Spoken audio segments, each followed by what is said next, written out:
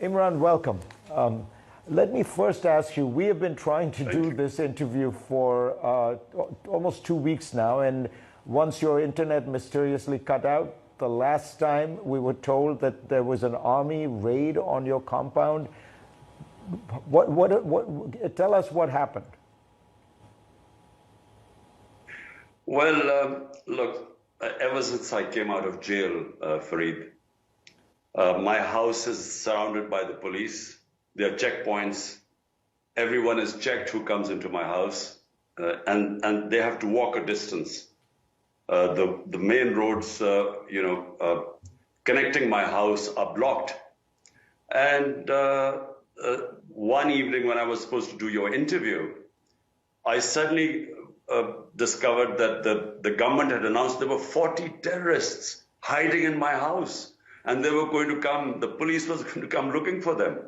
So I opened my house for the media to come and see where these terrorists were. So that's what stopped the police raid. So unfortunately, it's an unpredictable time. So hence I couldn't do the interview before. Where do you think this goes? Do you worry that the elections which have been scheduled, which you are hoping to participate in, will not take place? Tell us looking forward, what do you see happening?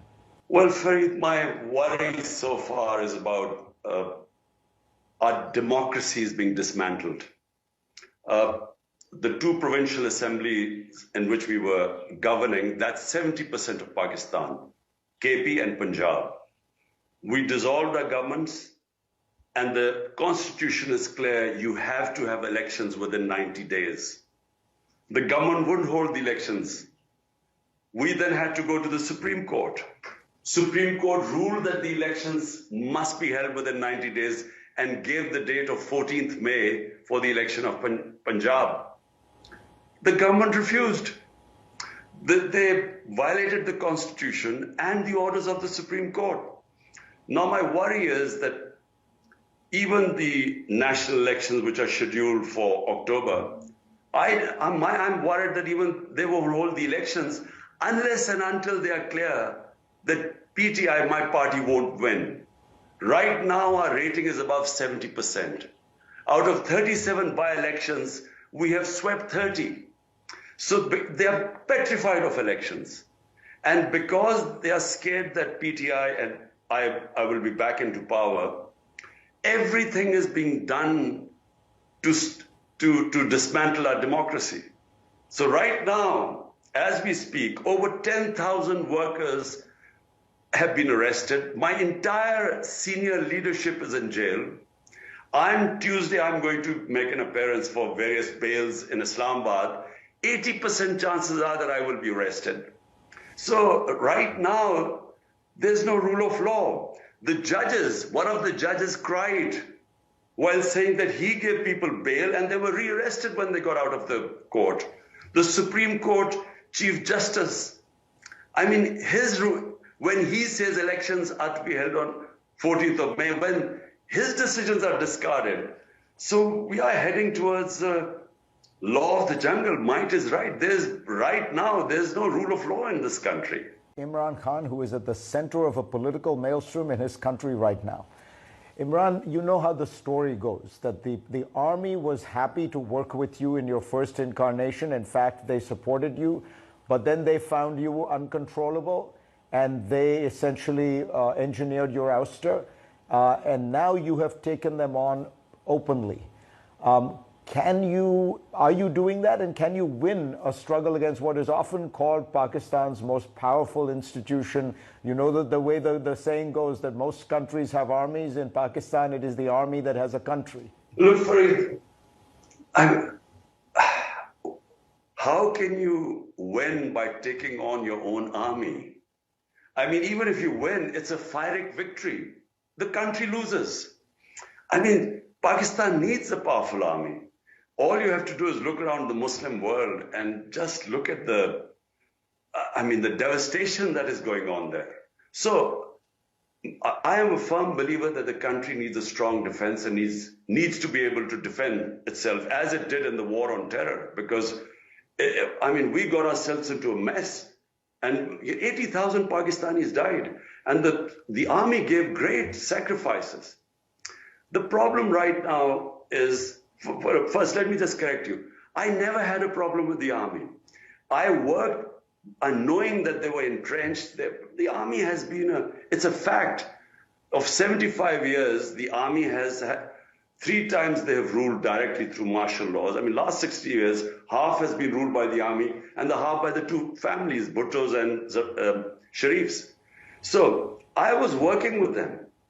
I was working with General Bajwa. What happened when he decided to switch horses and abandon me and topple my government? I still am not sure. I'm still not sure of his motives. One of them could have, he had struck a deal with the current prime minister for his extension. But I never knew what happened. All I know is that the last 6 months, he just worked to remove my government, and he's openly afterwards in an interview claimed that he decided that I was too dangerous for the country, and so my government was ousted.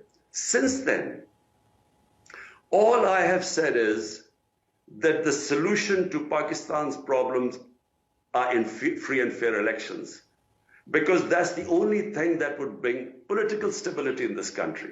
And without political stability, our economy has just tanked. We now are in a worse situation than Sri Lanka was.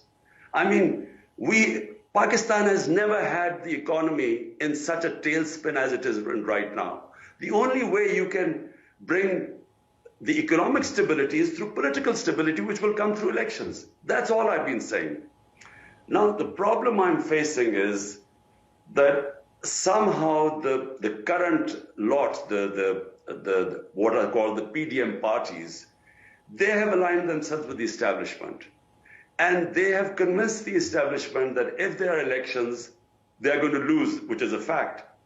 Now, in order to keep me out, the whole democratic system is being dismantled. So when the government does not listen to the Supreme Court and doesn't follow the Constitution, when the way they have used a pretext of arson, they blamed us for the arson when I was grabbed from the High Court by the army, and the way I was grabbed, there was a reaction, but they've used that reaction, unfortunately, to dismantle the party. So I mean, they have over 10,000 workers are jailed. A lot of women have been jailed, which has never happened before. There also was an attempted assassination on you, Imran. Do you think that was directed by the army, and do you think you are safe now? Well, there was, in November 3, there was an assassination attempt, which had preempted. I had predicted. I had been warning that they're going to use this so-called religious fanatic who was going to, kill me. And then, just like Salman Taseer, our governor, he was killed by a religious fanatic. So they were going to use that to bump me off. And the reason was that they had lost all the by-elections and the party was getting more and more popular. So I knew that my life was in danger, and I had sort of spoken about it, publicly about it. Then, but subsequently, there was another attempt on my life. I was very lucky to get away. This was on the 18th of March in the judicial complex. I mean, there was a perfect trap to have me bumped off. There was one other way which I preempted and already announced, So, yes, my life is in danger, because they feel that even if they put me in prison, the popularity of my party is at such a level right now that despite that, they think that they won't be able to stop us winning.